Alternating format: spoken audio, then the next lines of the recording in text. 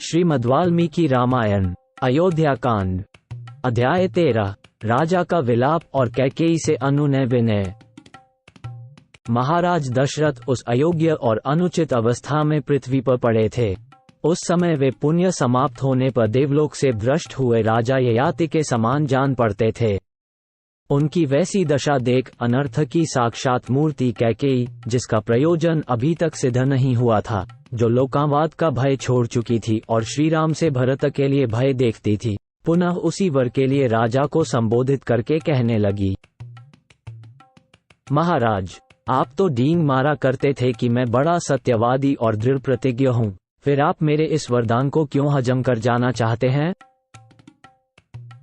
कैकेयी के ऐसा कहने पर राजा दशरथ 2 घड़ी तक व्याकुल की सी अवस्था में रहे।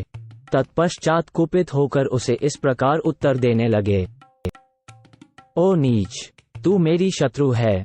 नरश्रेष्ठ श्रीराम के वन में चले जाने पर जब मेरी मृत्यु हो जाएगी, उस समय तू सफल मनोरथ होकर सुख से रहना।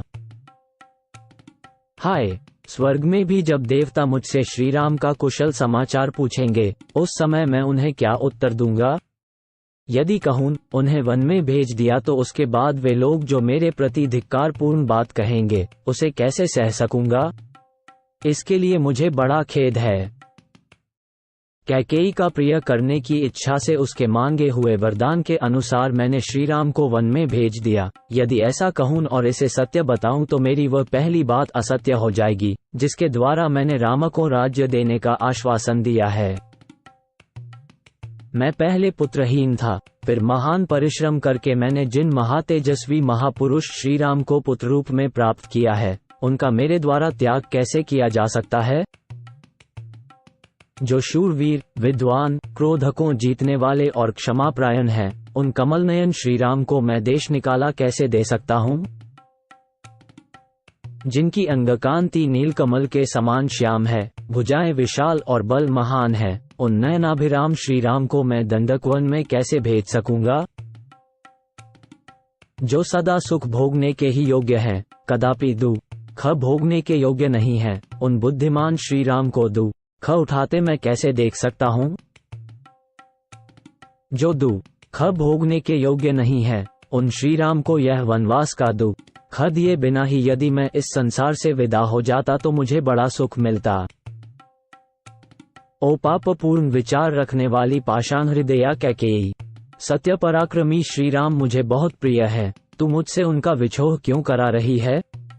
अरे, ऐसा करने से निश्चय ही संसार में तेरी वह अपकीर्ति फैलेगी, जिसकी कहीं तुलना नहीं है। इस प्रकार विलाप करते करते राजा दशरथ का चित्त अत्यंत व्याकुल हो उठा। इतने में ही सूर्यदेव अस्ताचल को चले गए और प्रदोष काल आ पहुंचा। वह 3 पहरों वाली रात यद्यपि चंद्रमंडल की चारु चंद्रिका से आलोकित हो रही थी, तो भी उस समय आर्त होकर विलाप करते हुए राजा दशरथ के लिए प्रकाश या उल्लास न दे सकी।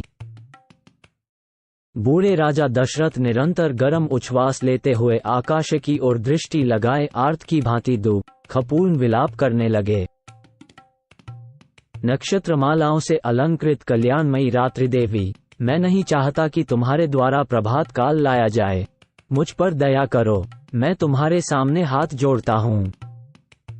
अथवा शीघ्र बीत जाओ, क्योंकि जिसके कारण मुझे भारी संकट प्राप्त हुआ है, उस निर्दय और क्रूर कैकेयी को अब मैं नहीं देखना चाहता। कैकेयी से ऐसा कहकर राजधर्म के ज्ञाता राजा दशरथ ने पुनः हाथ जोड़कर उसे मनाने या प्रसन्न करने की चेष्टा आरंभ की। कल्याणमयी देवी, जो सदाचारी, दीन, तेरे आश्रित, गतायु, मरणासन और विशेषत राजा है, ऐसे मुझ दशरथ पर कृपा कर। सुंदर कटिप्रदेश वाली केकयनंदिनी, मैंने जो ये श्रीराम को राज्य देने की बात कही है, वह किसी सूने घर में नहीं, भरी सभा में घोषित की है। अतः बाले, तू बड़ी सहृदय है, इसलिए मुझ पर भली भांति कृपा कर, जिससे सभासदों द्वारा मेरा उपहास न हो। देवी, प्रसन्न हो जा। कजरारे नेत्र प्रांत वाली प्रिय, मेरे श्रीराम तेरे ही दिए हुए इस अक्षय राज्य को प्राप्त करें, इससे तुझे उत्तम यश की प्राप्ति होगी। पृथुल नितंब वाली देवी, सुमुखी, सुलोचने, ये प्रस्ताव मुझको, श्री राम को, समस्त प्रजावर्ग को, गुरुजनों को तथा भरत को भी प्रिय होगा, अतः इसे पूर्ण कर। राजा के हृदय का भाव अत्यंत शुद्ध था, उनके आंसू भरे नेत्र लाल हो गए थे और वे दीन भाव से विचित्र करुणाजनक विलाप कर रहे थे, किंतु मन में दूषित विचार रखने वाली निष्ठुर कैकेयी ने पति के उस विलाप को सुनकर भी उनकी आज्ञा का पालन नहीं किया।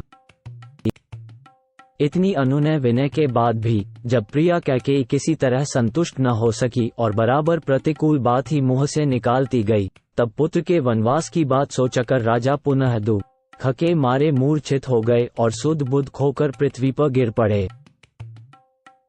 इस प्रकार व्यथित होकर भयंकर उच्छ्वास लेते हुए मनस्वी राजा दशरथ की वह रात धीरे धीरे बीत गई।